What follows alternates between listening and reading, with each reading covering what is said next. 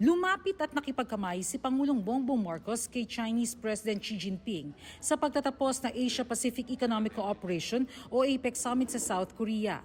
Ayon sa Pangulo, binati niya si Xi para sa APEC chairmanship ng China sa 2026. Ang hirap lapitan talaga. Meron kaming holding room.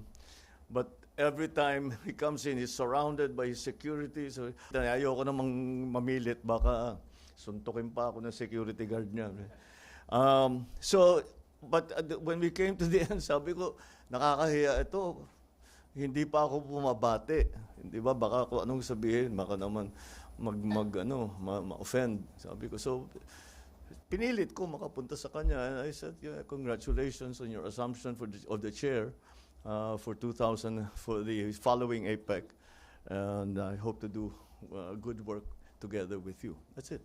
Mabilisan lang eh. Hindi nila tinalakay ang hidwaan ng Pilipinas at China sa West Philippine Sea. This is APEC. It's an economic meeting. You don't really talk about such issues.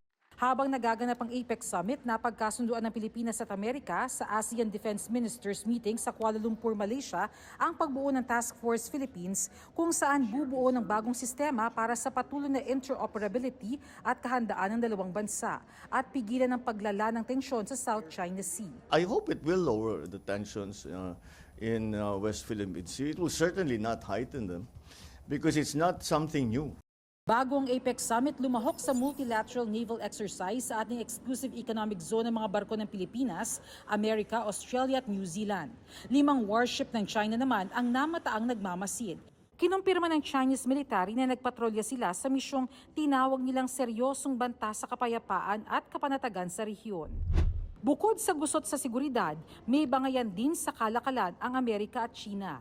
Isa sa mga magandang ibinalita ni Pangulong Marcos ang pagpasok ng 50 billion peso worth of investment mula sa isang Korean company na magpapalawig ng negosyo sa Pilipinas at magpapasok ng karagdagang 3,000 trabaho.